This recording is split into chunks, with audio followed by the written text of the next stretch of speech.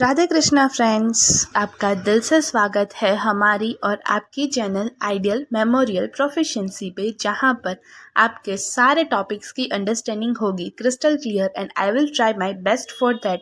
क्योंकि अगर किसी भी चीज़ को अच्छे से समझा जाए तो उसे याद रखना थोड़ा आसान हो जाता है। सो without wasting much time, let's get started. Hello welcome back. अब हम कंटिन्यू करने वाले हैं फर्स्ट एफोरिज्म की फुटनोट को। फर्स्ट एफोरिज्म और उसका क्विक रिवीजन हमने कंप्लीट कर लिया है। आज हम देखने वाले हैं फुटनोट। सो फर्स्ट एफोरिज्म की फुटनोट है, उसका नाम है थियोरेटिक मेडिसिन। यानी फर्स्ट एफोरिज्म में जो फुटनोट दी गई है वो किसके ऊपर है? थियोरेटिक मेडिसिन के ऊपर। ये क्या है और उसमें क्या लिखना है, ये शॉर्ट नोट में क्वेश्चन आता है बेसिकली ज़्यादातर, और इसमें कितना लिखना है वो भी आपका वीडियो के एंड तक पता चल जाएगा। So without wasting much time, let's get started. So aphorism क्या है? Aphorisms are shortly cleverly phrased saying the aim of which is to convey the general truth. Footnote क्या है? A footnote is not an explanation of an aphorism but the further elaborated content of the same matter. एक footnote है वो explanation नहीं है किसी भी aphorism का, लेकिन फर्दर एलाबरेटेड कंटेंट है उसी सेम मैटर का। So Hahnemann sir pointed out the aim and object of the physician in clear language in the very first article or aphorism of the Organon of Medicine, that it is the sole duty of physician to heal and cure the sick man and restoration of health। यानी Hahnemann sir ने point out कर दिया था first aphorism में ही कि physician का सिर्फ एक ही एम और ऑब्जेक्ट है, और वो बिल्कुल उन्होंने क्लियर लैंग्वेज में फर्स्ट एफोरिज्म में बता दिया था कि वही उसकी सोल ड्यूटी है किसी भी फिजिशियन की, to heal and cure the sick man and restore into health. यानी सिक मैन को रिस्टोर करना है उसको हेल्दी कंडीशन में, और फिर टू क्योर।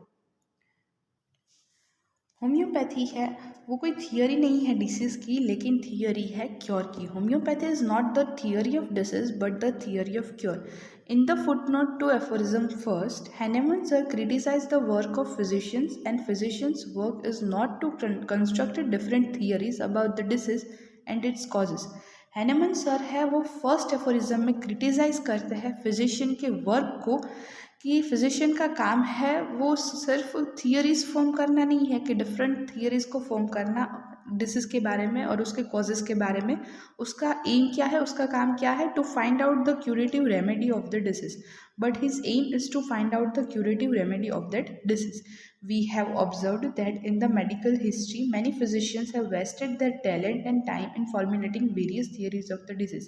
हमने देखा है कि मेडिकल हिस्ट्री में बहुत सारे फिजिशियंस ने अपना ज़्यादातर टाइम इस और टैलेंट इसी में बर्बाद कर दिया है डिफरेंट थियरीज के फॉर्मेशन में। The hypothesis kept on changing from time to time. उनकी जो हाइपोथेसिस है, जो भी थीसिस है, वो टाइम टू टाइम बदलती रहती है। If we took thoughtful at the medicinal literature over a period of years, we find it one kaleidoscopic panorama of ever-changing theories and practice, sees H. Robert।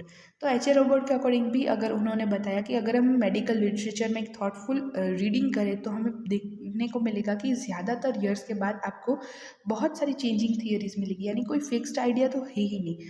On contrary, homeopathy is based on everlasting truth called nature's law of cure. और contrary में मतलब उसके exactly opposite homeopathy में क्या है?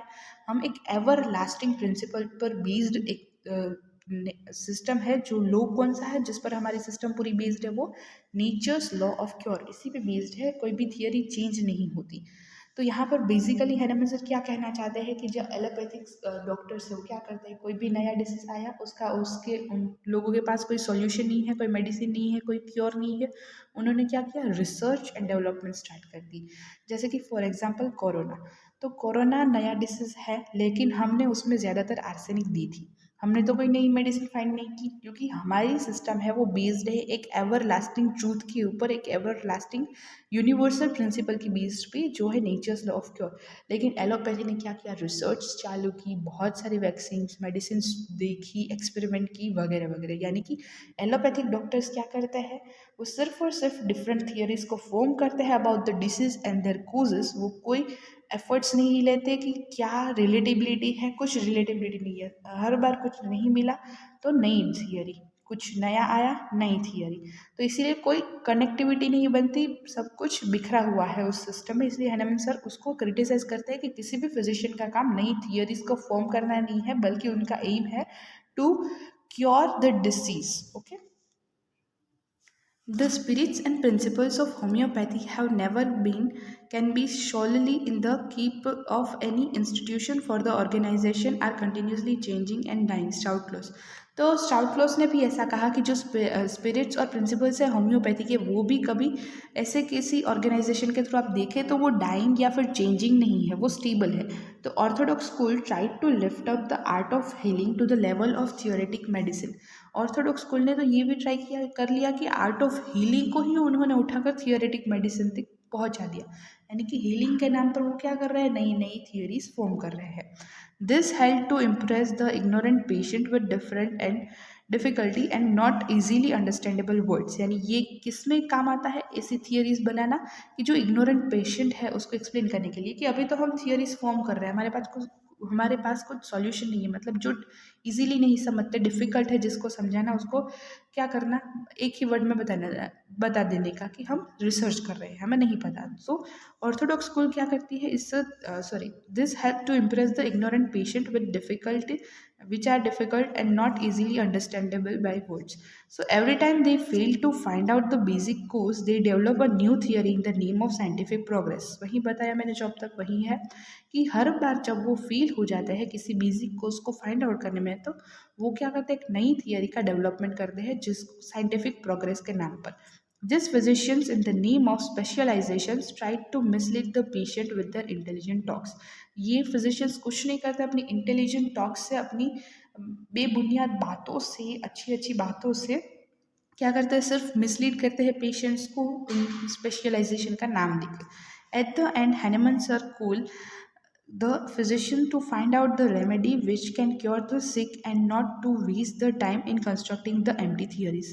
Hahnemann sir इस physicians को जो सिर्फ थियोरीज को फॉर्म करने पे फोकस करते हैं, उनको लास्ट में कहते हैं कि फाइंड आउट करो किसी रेमेडी को जो ज़्यादातर बेसिक रहे, मतलब एवर लास्टिंग रहे, चेंज ना हो पॉइंट टू पॉइंट, ऐसी रेमेडी को फाइंड करो और सिक पेशेंट को क्योर दो, ना कि अपना टाइम वेस्ट करो ऐसी एम्प्टी थियरीज को कंस्ट्रक्ट करने में जो कल आकर बदलने ही वाली है।